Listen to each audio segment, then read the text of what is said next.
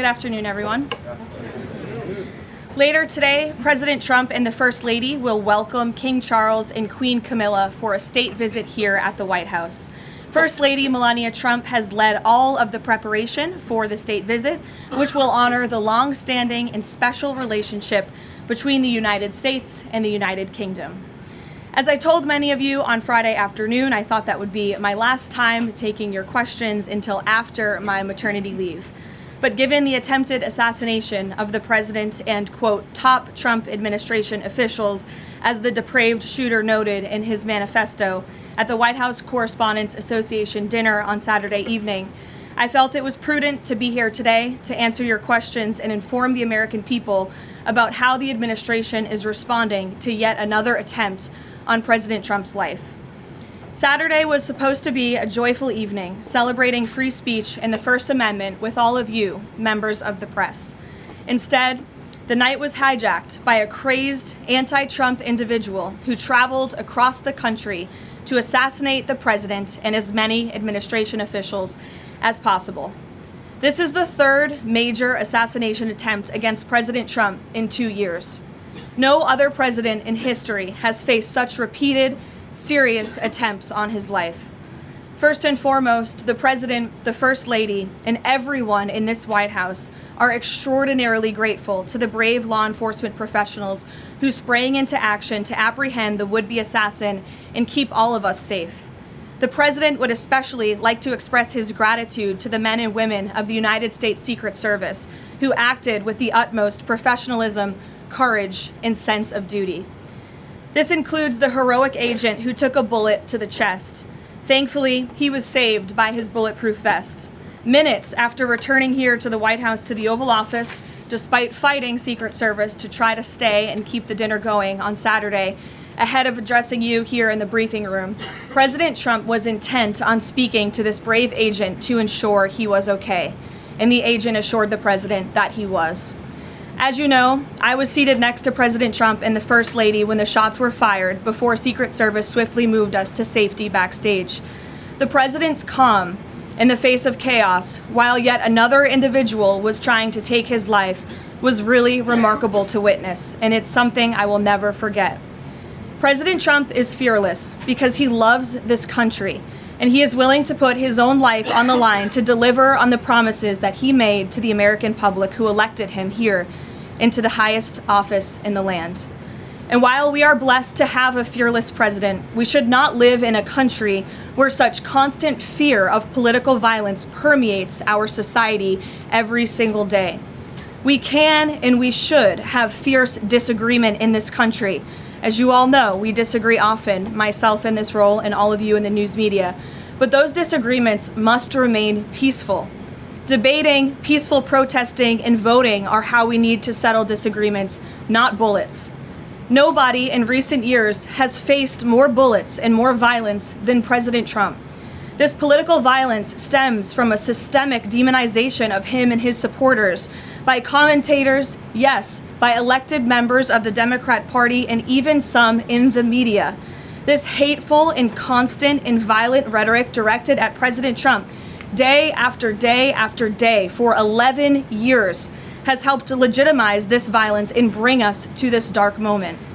Those who constantly falsely label and slander the president as a fascist, as a threat to democracy, and compare him to Hitler to score political points are fueling this kind of violence. The left-wing cult of hatred against the president and all of those who support him and work for him has gotten multiple people hurt and killed, and it almost did so again this weekend. When you read the manifesto of this shooter, ask yourselves, how different is the rhetoric from this almost assassin than what you read on social media and hear in various forums every single day? The answer, if you're being honest with yourself, is that there is no difference at all. Much of the manifesto of the would-be assassin is indistinguishable from the words that we hear daily from so many. For example, as the First Lady of the United States pointed out this morning, just 2 days prior to the shooting, ABC's late-night host Jimmy Kimmel disgustingly called First Lady Melania Trump an expectant widow. Who in their right minds says a wife would be glowing over the potential murder of her beloved husband? And having experienced what I did with the First Lady on Saturday night, I can tell you that she was anything but that. This kind of rhetoric about the President, the First Lady, and his supporters is completely deranged, and it's unbelievable that the American people are consuming it night after night after night. As President Trump said on Saturday night at this podium, we as Americans must recommit ourselves to resolving our differences peacefully and uniting around the shared values that make our country great. The deranged lies and smears against the president, his family, his supporters have led crazy people to believe crazy things, and they are inspired to commit violence because of those words. It has to stop. And one more point. Saturday night served as yet another reminder of how important it is to fund the Department of Homeland Security. It is shameful that the United States Congress has kept this vital agency defunded for 73 days. The longest shutdown of a federal agency in U.S. history. The Secret Service is a vital component of DHS. It has been directly impacted by this reckless political gamesmanship. Everyone in this room who was there on Saturday night witnessed the heroes of Secret Service and federal law enforcement jump into action in the face of grave danger and uncertainty. Agents put their own lives in harm's way to protect the president, the First Lady, the Vice President, and members of the cabinet. One agent can be seen in video footage literally jumping onto the stage, not knowing where the attacker was or where the bullets were coming from at that point, to place his body in front of the President of the United States. These men and women are heroes. They perform their duties daily, and they have children and families too. And they do it despite the political turmoil surrounding their agency. Make no mistake, this defunding of DHS should be a national scandal. If Republicans defunded DHS and we saw another attempted assassination on a Democrat president, I would hope that the media coverage would be relentless and unforgiving, and I hope that it continues to be now. With the World Cup, America 250, the 2028 Olympics, and a presidential election all ahead, the Democrats' obstruction is placing an enormous and totally pointless burden on the Secret Service that can get more people killed. Enough is enough. There should be no further debate about this. Democrats need to do what President Trump has been calling on them to do for 73 days in a row and fund the Department of Homeland Security, period. This is a national emergency, and every member of Congress needs to put their country over party and get the Department of Homeland Security funded. With that, I will take a few of your questions today. Daniel, thank you for being here. Why don't you kick us off? Thank you, Caroline. The president, Saturday after the assassination attempt, came here. He emphasized that law enforcement did their job, keeping everyone safe over dinner. House Speaker Mike Johnson came out and said he believes the president needs greater protection. What is the White House's message to the millions of Americans who wake up here today nervous, uneasy about the safety of the president at events like this and the safety of other cabinet members? Well, we certainly understand their fears and their worries. As you heard from the president himself, he continues to have trust in the United States Secret Service. As I just said, these are great men and women who are doing their jobs and performing their duties honorably.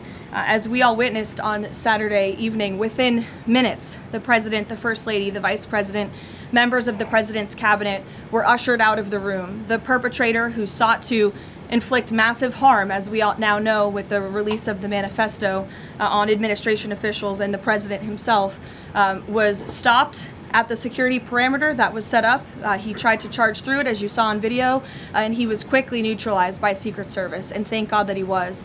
With that said, obviously the White House is always asking the tough questions and ensuring the safety of the president. I understand there will be a meeting early this week convened by the White House Chief of Staff Susie Wiles with top DHS leadership, members of the United States Secret Service, and our own operations team here to ensure the safety and the security of the president, as we do have many of these major events moving forward. So we're always monitoring operations and procedures, always asking the tough questions to ensure the president is safe, and the American people should be assured there's no higher priority for the president and his staff than the president's safety. Caroline, Friday you said that you thought that gaggle out of the sticks would be your last one before your baby. Back in 2024, when the president had the attempt on his life in Butler, you cut your maternity leave short back then. You're obviously back here today after Saturday.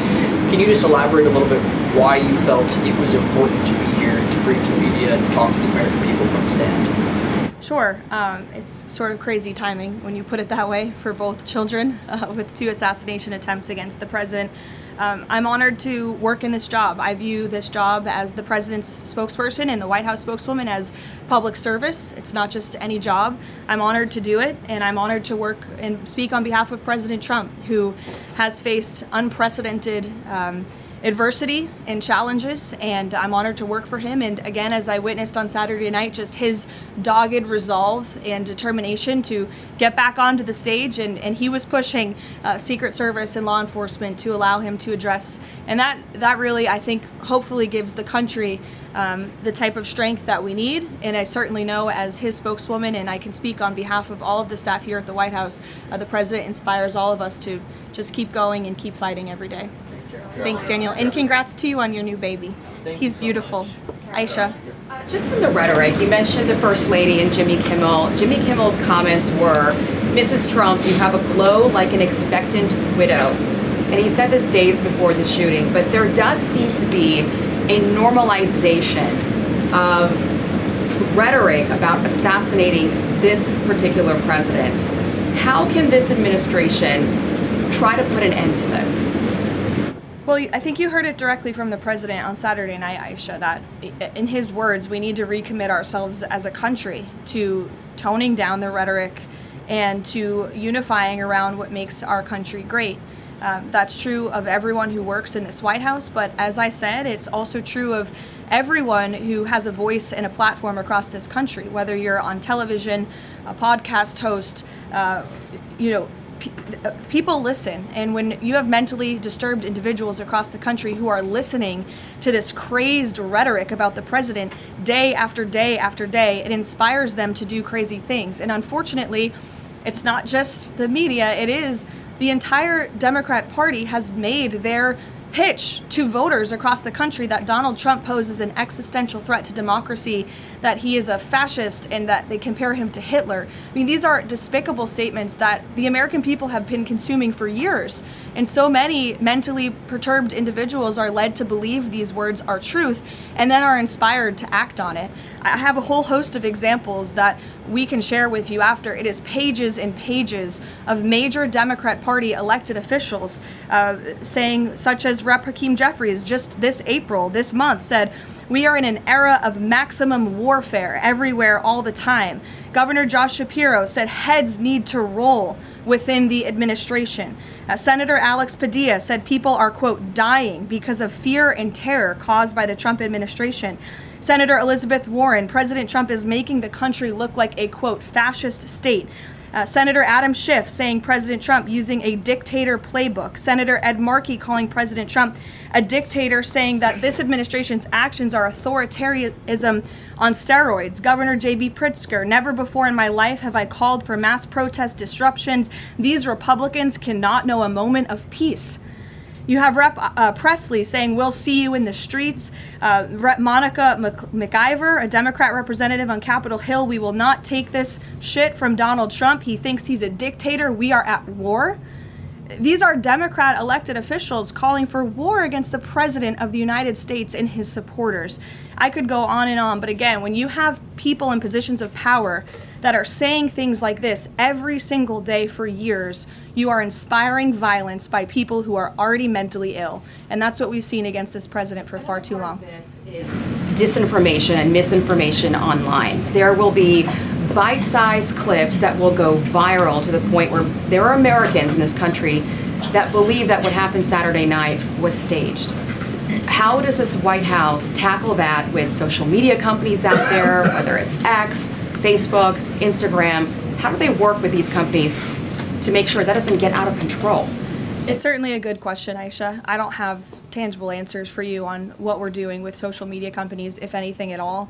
What I will say is it's very important to us that we get the truth and the facts about this case and any case out there as quickly as possible to dispel some of that crazy nonsense that you do see running rampant online. And I think the Department of Justice and the FBI thus far have done a good job of disseminating the truth and the facts about this alleged attempted assassin, the perpetrator in this case, and I understand he'll be arraigned in court very soon. You will all see that, and the Department of Justice will be giving a briefing and an update later later today. So as far as we're concerned, just providing maximum transparency and hopefully people will believe the truth rather than the lies and the conspiracies that so often do go crazy on social media. Rachel. Thanks, Caroline. Does the administration view this as a security failure, or did the protocols work as they were designed? The president has said he believes that the protocols worked. Again, you had a perpetrator who tried to breach the security parameter that was set up by Secret Service, and he was running as fast as he could and was immediately neutralized moments later. And again, having been right up there on the stage with the president and the First Lady, I can tell you it was seconds before we were told to get down, and it was seconds before we found ourselves in the hold room backstage. It all happened literally within a matter of seconds. The president, the vice president, and the First Lady being pulled to safety. That is not done if there's a lapse. So Secret Service did their jobs well. They communicated with one another to remove the president and the vice president to safety as quickly as they could, and obviously to neutralize the shooter as well. And thank God they did, because if that man was allowed into that ballroom, it would have been a much different scene. And just one more follow-up on just how the White House could be rethinking security protocols going forward. I mean, we all remember after the attempted assassination in Butler, there were indoor rallies that were held after that. Is that out of the question, changing any additional security protocols when it comes to how the president does these events that are outside of the White House? I definitely wouldn't say changes are out of the question. I think, again, that it's up to the White House here, and we view it as a great responsibility to ensure the maximum safety of the president and the vice president and the entire cabinet.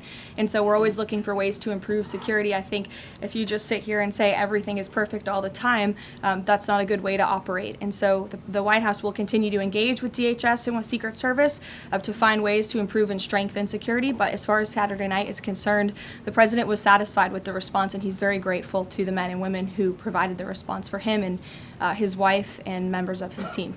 Deanne. Thanks, Caroline. The president has talked about rescheduling the dinner within 30 days. Does he have a specific venue in mind, and would he consider hosting it at the White House? Well, unfortunately, we don't have a room big enough here at the White House, which is another point to be made, and the president is absolutely right. It's why the White House Ballroom project is not just a fun project for President Trump, like you will read in the media. It is actually critical for our national security that a larger, secure building on this complex, which is the most secure complex in the world, is built to accommodate not only large amounts of guests, but also the president, the vice president, members of the cabinet. The line of succession in this country should be able to gather freely in safety without the fear of threats or political violence. And the White House Ballroom will provide that. And so it's critical that we get this project done as quickly as possible. Iran as well. Thank you, Caroline. Thank you, Caroline. Two questions, if that's all right. First, on the security situation on Saturday, kind of a follow-up here.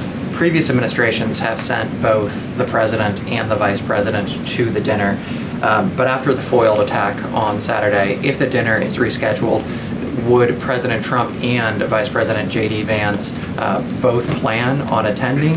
And is it wise to have both of them in the same spot, given the presidential line of succession that you mentioned a second ago? It's definitely a good question, and I know that it's one that will be raised. I can assure you the president intends to attend the event, as he has told all of you publicly. I don't want to rule in or out the vice president's attendance, but certainly that's a conversation that will take place. Iran has proposed a mutual reopening of the Strait, leaving the nuclear discussion for later in the process. Given that the nuclear program has been a red line for this administration, would the president agree to that kind of phased negotiation? Well, only because it's been reported. I will confirm the president has met with his national security team this morning. The meeting may be ongoing, maybe not. I don't want to speak affirmatively because I was prepping to come out here, but the proposal was being discussed. I don't want to get ahead of the president or his national security team. What I will reiterate is that the president's red lines with respect to Iran have been made very, very clear, not just to the American public, but also to them as well. So they're considering that phased approach? I wouldn't say they're considering it. I would just say that there was a discussion this morning that I don't want to get ahead of, and you'll hear directly from the president, I'm sure, on this topic very soon. I'm going to ask you about the Fed chairman, but first, 3 assassination attempts in 3 years. Is this going to change the type of events that the president goes to?